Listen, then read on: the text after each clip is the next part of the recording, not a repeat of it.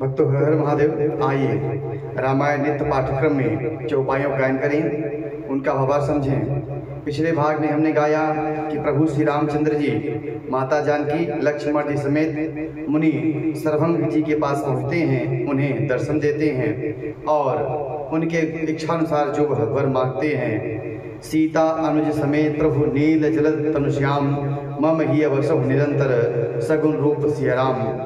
वह कहते हैं कि आप सीता लक्ष्मण और जानकी सहित मेरे हृदय में हमेशा निवास करिए।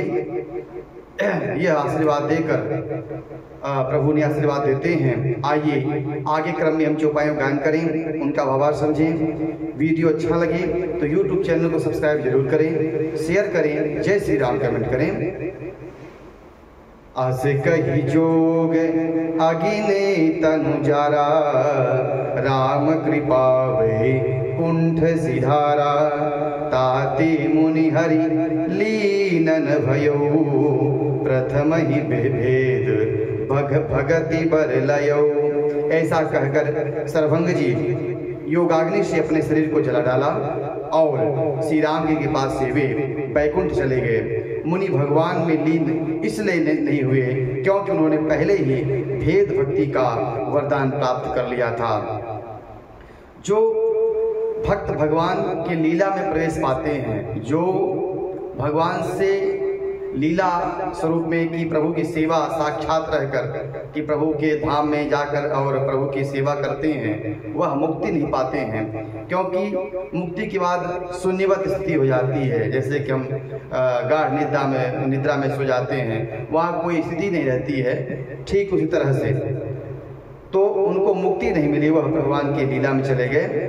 ऋषि निकाय मुनिवर गति देखी सुखी भय निज हृदय विसेखी स्तुति करही सकल मुनि वृंदा जयति प्रणति हित करुणा कंदा। ऋषि समूह मुनि श्रेष्ठ सर्वंग जी की यह दुर्लभ गति देखकर अपने हृदय में विशेष रूप से सुखी हुए समक्ष मुनि वृंद श्री राम जी की स्तुति कर रहे हैं और शरणागत हितकारी करुणाकंद प्रभु श्री राम की जय हो, इस तरह से वह जयकारी लगा रहे हैं। पुनि रघुनाथ चले बन आगे मुनिवर वृंद विपुल संग लागे अस्थि समूह देखी रघुनाथा पूछी मुनिन लागयति दाया। अस्थि समूह देखी रघुराया पूछी मुनिन लागयति दाया। फिर रघुनाथ जी आगे वन में चले।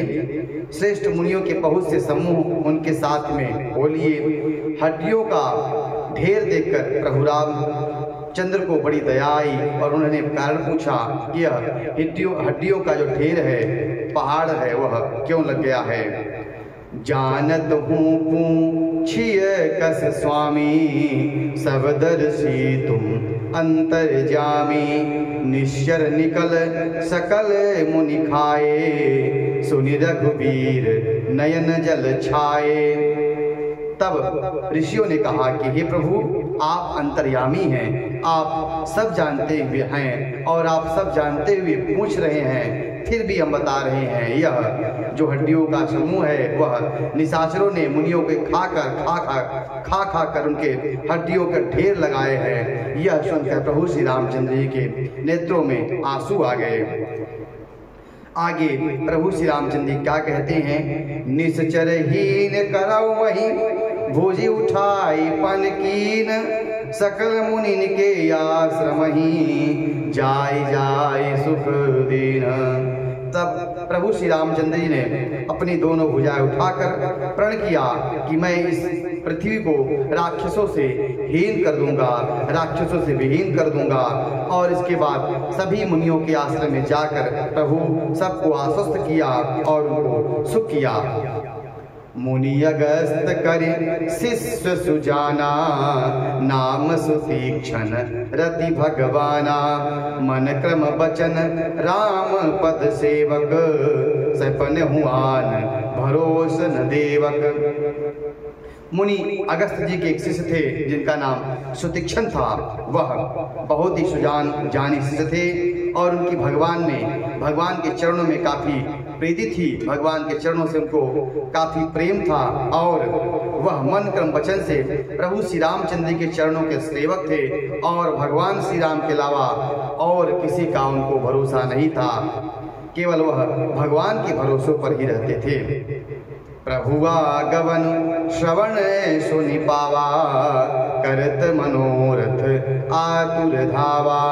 हे विधि दीन बंधु रघुराया, मोह से सठ पर करहि हिदाया। उन्होंने जो ही प्रभु का आगमन कानों में सुना कि प्रभु श्री रामचंद्र जी वन में आए हैं, त्यों ही अपने प्रकार के मनोरथ करते हुए वे आतुरता और शीघ्रता से दौड़ पड़े। हे विधाता, क्या दीन बंधु श्री रघुनाथ जी मुझ जैसे दुष्ट पर भी दया करेंगे।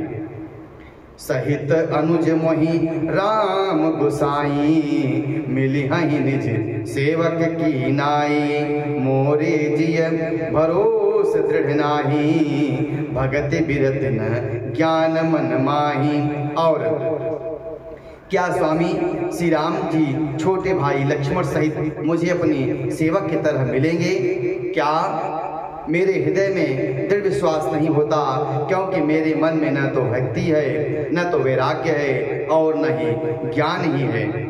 नहीं सतसंग जोप जप जागा, नहीं दृढ़ चरण कमल अनुरागा। एक बार करुणा निधान की, सो प्रिय जाके गति नयान की। जो मैं न तो सत्संग और न योग न तप न यज्ञ ही किए हैं और न प्रभु के चरणों में मेरा दृढ़ अनुराग ही है। हाँ, दया के भंडार प्रभु की एक बान है कि वह जिसे किसी दूसरे का सहारा नहीं है वह उन्हें प्रिय होता है। होई है सुफल आज मम लोचन, देखी बदन पंकज भव मोचन। निर्भर प्रेम मगन मुनि ज्ञानी, कहीं न जाई सो दशा भवानी। भगवान की इस बात का स्मरण करके कि केवल जिनको प्रभु का भरोसा रहता है वह प्रभु कभी उसको छोड़ते नहीं हैं, उसको सहारा जरूर देते हैं। इस बात को सुनकर सुतीक्षण जी काफी मन ही मन मग्न हो रहे थे और भवबंधन से छुड़ाने वाले प्रभु के मुखारविंद को देखकर आज मेरे मन नेत्र सफल हो गए। शिव जी माता भवानी से कहते हैं कि हे भवानी, ज्ञानी मुनि प्रेम में पूर्ण रूप से निमग्न हैं, उनकी वह दशा कहीं नहीं जाती है। दिसियर विदिश पंथ नहीं सूझा, को मैं चलऊं कहा नहीं बूझा। कबहू क फिर पाछे मुनि जाई, कबहू क नित्य करे गुण गाई। उनकी दशा विदिशा और रास्ता कुछ भी नहीं सूझ रहा है। मैं कौन हूँ, कहाँ जा रहा हूँ, यह भी नहीं जानते हैं। वे कभी पीछे घूमकर फिर आगे चलने लगे, कभी गुण गाकर नाचने लगे। उनकी दशा पागलों जैसी हो गई थी। अविरल प्रेम भगति मुनि पाई, प्रभु देखे तरु ओट लुकाई। अतिशय प्रीति देखी रघुवीरा, प्रगटे हृदय हरन भववीरा। मुनि ने प्रगाढ़ प्रेमा भक्ति प्राप्त की। प्रभु श्री रामचंद्र जी वृक्ष की ओट में छिपकर और उनकी प्रेमा भक्ति को देख रहे थे। मुनि का अत्यंत प्रेम देखकर भाव भय को हरने वाले रघुनाथ जी मुनि के हृदय में प्रकट हो गए।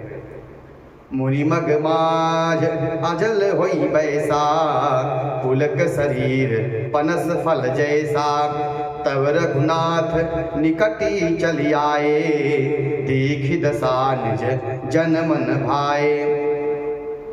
और मुनि बीच रास्ते में अचल होकर बैठ गए। उनका शरीर रोमांच से कटहल के फल के समान कंठित हो गया। तब रघुनाथ जी उनके पास आए और अपने भक्त की प्रेम की दशा को देखकर प्रभु बहुत प्रसन्न हुए। मुनि राम बहु भांति जगावा, जागन ध्यान जनित सुख पावा। भूप रूप तब तब राम दुरावा, हृदय चतुर्भुज रूप दिखावा। तब प्रभु श्री रामचंद्र जी मुनि सुतीक्षण जी को बहुत प्रकार से जगाया, पर मुनि जागे नहीं, क्योंकि वह प्रभु के ध्यान में मग्न थे और प्रभु के ध्यान का उनको सुख प्राप्त हो रहा था। हृदय में प्रभु के रूप का वह दर्शन कर रहे थे, इसलिए वह जाग नहीं रहे थे। तब प्रभु श्री रामचंद्र ने अपने राज रूप को छिपा लिया और उनके हृदय में अपना चतुर्भुज रूप प्रकट कर दिया।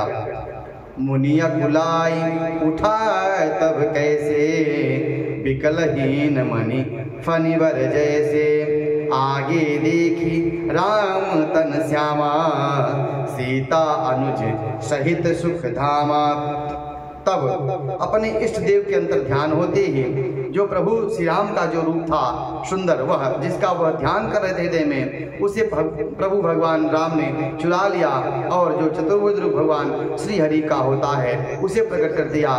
तो जब उनकी प्यारी छवि उनके हृदय से व्याकुल हो गई, छुप गई, तो मुनि सुतीक्षण जी व्याकुल हो गए और जैसे सर्प मणि के बिना व्याकुल हो जाता है, मुनि अपने सामने सीता जी और श्री लक्ष्मण जी सहित श्याम सुंदर विग्रह सुखधाम राम छवि को देखा।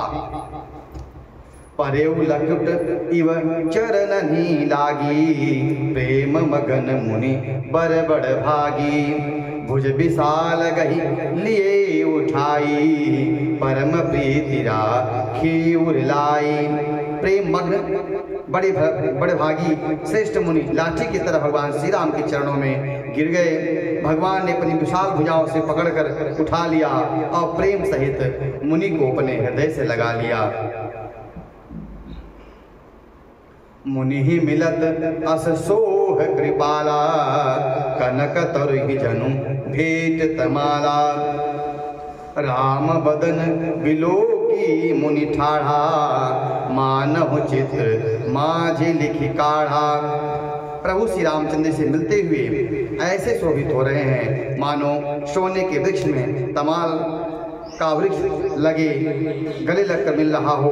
मुनि स्तब्ध जड़वत खड़े हुए प्रभु श्री रामचंद्र जी को टकटकी लगाए हुए देख रहे हैं और जैसे मानो चित्र में लिखकर बनाए गए हों। तब मुनि हृदय धीर धरी, गही पद बार ही बार। निज आश्रम प्रभु आनि करी, पूजा विविध प्रकार। तब मुनि हृदय में धीरज रखकर बार बार प्रभु के चरणों को स्पर्श किया, फिर प्रभु को अपने आश्रम में लाकर अनेक प्रकार से उनकी पूजा की। आज के पाठ में इतना ही। आगे क्रम में हम आगे की चौपाइयों गायन करेंगे और उनसे कुछ सुतीक्षण मुनि जी प्रभु श्री रामचंद्र से विनती करते हैं, उस प्रसंग का हम गायन करेंगे, उनका भावार्थ समझेंगे।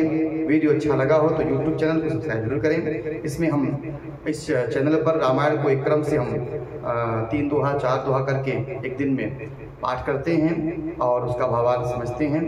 तो अगर इस क्रम से आप जुड़ना चाहते हैं, आनंद लेना चाहते हैं तो यूट्यूब चैनल सब्सक्राइब करें, शेयर करें।